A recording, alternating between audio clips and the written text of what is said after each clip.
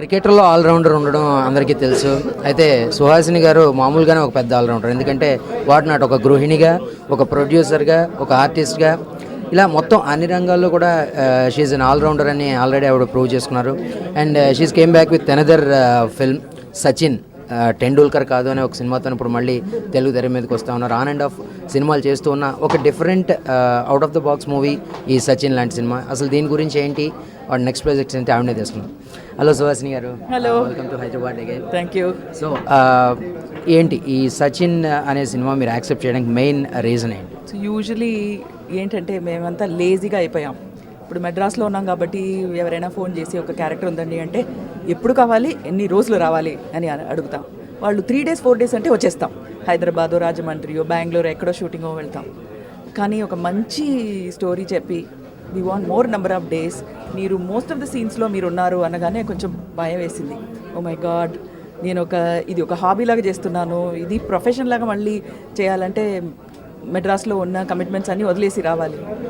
But ఈ story వినగానే convince అయ్యాను నేను. And I work about 20-25 days for this film. And wonderful character. ఇంటి పాలిటిక్స్, తర్వాత పిల్లలు అండ్ ఫ్యామిలీ అదంతా మర్చిపోయి ఓన్లీ ఫిలింలోనే కాన్సన్ట్రేట్ చేసి we are working on the character అలా చేసాం. ఇలా కాన్సన్ట్రేట్ చేసి నేను ఒక పిక్చర్ ఒప్పుకొని చాలా రోజులైంది. అంటే ప్రీవియస్గా మీరు చేసిన సినిమాలు అంటే ఒక హీరోయిన్ గానో లేకపోతే ఒక మదర్ క్యారెక్టర్, ఇవన్నీ ఒక డిఫరెంట్. ఎందుకంటే ఒక కమర్షియల్ ఎలిమెంట్స్ ఉంటాయి. లైక్ ఆ సినిమాల్లో మిగతా అంటే హీరోలు కానీ లేకపోతే హీరోయిన్, ఈ అన్నిటికి ఒక కుదింపు అనేటువంటి ఉంటుంది. లైక్ ఇలాంటి సినిమాలు ఒక రియలిస్టిక్ అప్రోచ్ ఉన్నటువంటి సినిమాలు, ఇలాంటి సినిమాల్లో వర్క్ చేసేటప్పుడు మీ ఇది ఎలా ఉంటుంది? నాకు అసలు డిఫరెన్స్ లేదండి. ఇన్ఫ్యాక్ట్ కమర్షియల్ ఫిల్మ్ చేయడం ఇంకా కష్టం. మీనింగ్ఫుల్ సినిమా చేయడం కంటే కమర్షియల్ సినిమా చేయడం కష్టం. అంటే ఎందుకంటే మీనింగ్ఫుల్ సినిమాలో you can just stick to the script. Commercial సినిమాలో you have to come up with so many different new innovations.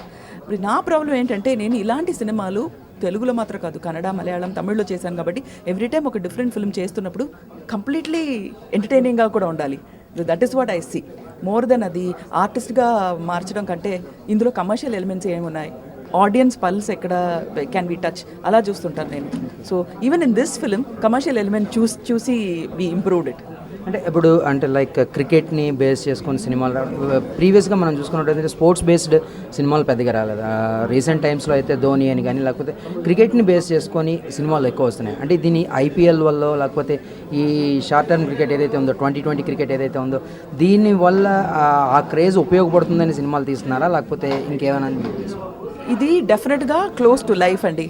ఇప్పుడు లాస్ట్ 30 minutes ఈ ఫిలింలో ఒక క్రికెట్ మ్యాచ్ జరుగుతుంది. నా తమ్ముడు ఆడతాడు. హీఈస్ ఫ్రమ్ ద హాస్పిటల్ కానీ ఆడుతున్నాడు. సో అప్పుడు రియాక్షన్ చూస్తే అసలు డైరెక్టర్ మాకు చెప్పక్కర్లేదు.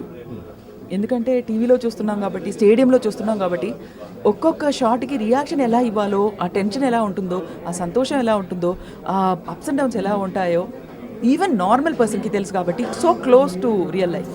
సో క్రికెట్ గురించి పిక్చర్స్ చేయడం it is fact of life.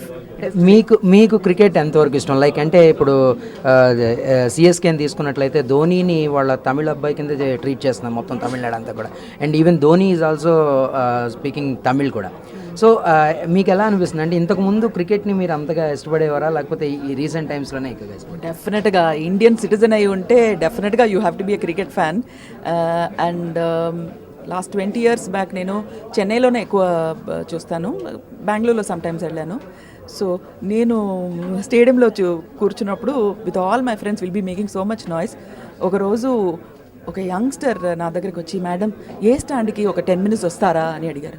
ఎందుకు అనగానే అక్కడ అసలు లైఫ్ లేదు, ఎవరికి ఎలా చీర్ చేయడమో తెలియడం లేదు, మీరు వచ్చి కొంచెం లైఫ్ ఇవ్వండి మాకు ఆ స్టాండ్లో అన్నారు. అప్పుడే అనుకున్నాను, ఓ మై గాడ్, నేను అంతా ఎంజాయ్ చేస్తున్నాను కాబట్టి అడుగుతున్నారని. So I'm real cricket fan. Okay, thank you.